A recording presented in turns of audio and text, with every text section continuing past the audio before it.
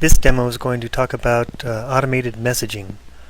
Automated messaging is a neat feature of RepairTRAX in that every time you add an item to a work log, you have the option of automatically notifying your customers and or members of your staff. Let's see how this is done. First, let's review a ticket and work log entries real quick. I'll begin by clicking on Tickets. In order to add to the work log, I need to view the ticket first. Every time a technician works on a ticket, they should get into the habit of modifying the work log, which is the section highlighted here. Let's go ahead and add to this work log now. Notice the reason for service is a bad power supply, but they're not quite sure, so looks like we need to diagnose the problem. Okay, here's where we add to the work log, and I'm going to select Diagnosing. Once selected, the default details appears. There's a work log video that tells you how to modify these. So I'm not going to get into that now. All I'm going to do now is Submit to Save. The work log has been enhanced. Now, at this particular time, if you had defined an automatic message for diagnosing, either the customer and or in-store staff members would be automatically notified without any further interaction. So let's see how we set this up. I'll go back to the main menu and then go to the Admin Center. This assumes you're the admin, of course. Now before I go into the messaging, I'm going to go into the work log entry. Again, there's a work log video that teaches you all this stuff, but I'm going to point out one specific item, so hold on a sec while we go to Settings. And now I'm going to click on Work Log Management to get to the work log area. What I want to point out here is that with messaging, one of the choices is to send the default detail or the detail of the work log. Looking at diagnosing, I see the default is diagnosing issues with service item. And service item will be replaced by the actual item being serviced. So technically the message would say to the individual or target, diagnosing issues with keyboard, if a keyboard was being repaired, and this would all be automatic. Alright, enough of review, now let's go to messaging. There are two types of messages that can be automatically sent. One is to the customer, which can either be a text and or email, and the other one is a in-store message, which is email only and can be targeted to one or more staff members and or remote vendors. Let's start with the customers. The first action item when defining a new automated message is to pick the work log entry that will trigger the message. Let's do that.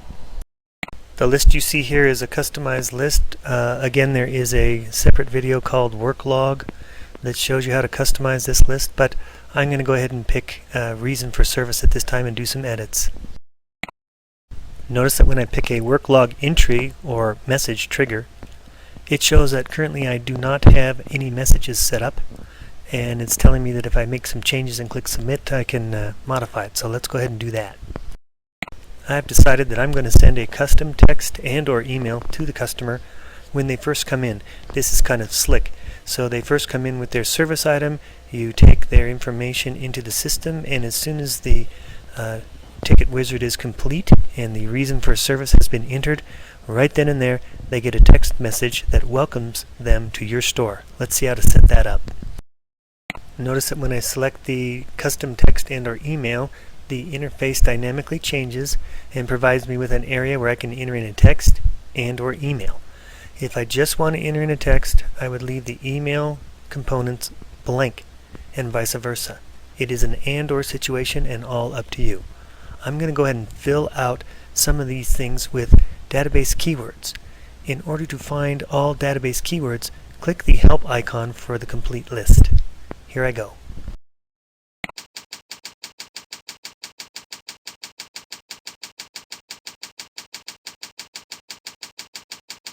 Okay, the text message will say, "Welcome, John Doe. Thank you for choosing our store." The email is going to say the same thing basically, so I'm going to copy and paste. And an email message requires a subject, so I'm going to go ahead and fill that out.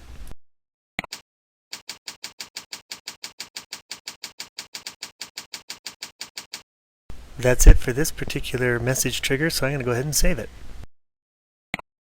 The interface shows update successful. Good.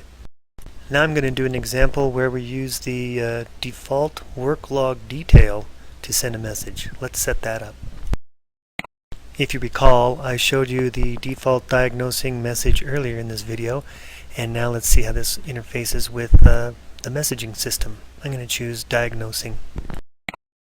Again, the interface automatically changes, and now I'm going to go ahead and choose my message option. This time I'm going to use the work log detail. Now the customer is going to receive the diagnosing issues with keyboard or whatever it is automatically as soon as diagnosing is selected in the work log. I'm going to save this now. Update successful. Good. Now let's jump to in-store messaging. The interface here is basically the same, except only emails are going to be able to be sent, and you also have an option of choosing your email targets. So let's take a look. Let's say I want my technicians to be notified via email every time a new service item is received by the shop. Let's set that up. I'll begin by choosing reason for service as the trigger. This looks familiar. The interface dynamically changes. Currently I have no message set up, so let's go ahead and set one up. Notice here that you have two options. One is to send the ticket number, item, customer name, work log entry, and details to the email targets. The other one is to do a custom subject and message. I'm just going to go ahead and choose the default work log and work log details. Once we've chosen our particular message type, certain emails show up. One is entire staff, which sends it to everybody. The other one is assigned to. This means it'll send an email to the person who's assigned to the ticket. This is especially useful in remote vendor messaging. The other staff members are listed as such. Let's see what happens if we chose a custom email. Let's see what that interface looks like just for a minute. This should look familiar to you. You fill out a subject and an email message, but I'm going to go back to the work log and work log details. And now I'm just going to pick my two technicians to receive the target email as such. And then click Submit to Save. Update successful. Good. Now let's set up one more message. Let's have one more message be sent to the boss man every time a ticket is closed and is ready for payment. Let's set that up. As indicated, we don't have this message set up, so I'll do a little editing. I'll target just the boss man and save it. Update successful. Good. Now let's say we decided to let the customer know automatically that their item is done, closed, and ready for payment. Let's set that up. As you can see, nothing has been set up yet, so I'm going to go ahead and do some editing. I'm going to use some additional keywords to let them know exactly how much it cost. This is really cool.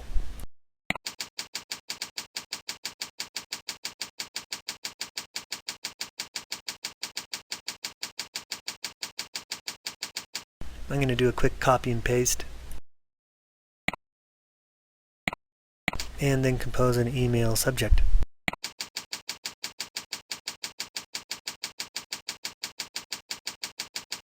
Complete with the service item indicated. Woohoo! And submit to save. Update successful.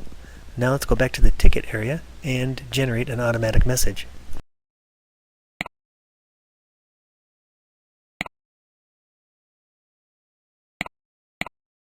For demonstration purposes, let's say I'm just going to close this ticket out, which should generate a message to the boss saying it's done, and generate a message to the customer with the custom message. Let's go. Wait a minute. Kelly doesn't have the proper credentials for text and or email, so I'm going to edit that now. For demo purposes, I'll pretend like I know that Kelly's text phone is the same as her phone she gave me, so I'm going to fill in a couple things. I'm going to do a quick copy and paste, and then set her cell provider, and change her preferred contact methods, and submit to save. Whoops! In order to send an email, I need her email address. Let me enter that in.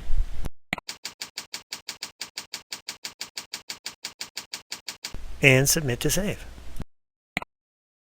That looks a lot better, right? Now let's just close out this ticket to demonstrate the simulation of a message, or actually messages. Here we go.